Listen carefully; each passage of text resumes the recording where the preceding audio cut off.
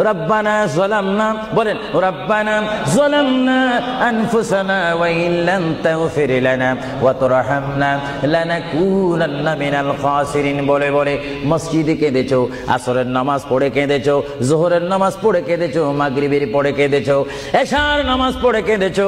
এ বান্দা, নামাজের মুসল্লা যখন বসে যাও, আমি আল্লাহকে তোমরা বারবার বল, আল্লাহ আমার গুনাহ মাফ করে দাও।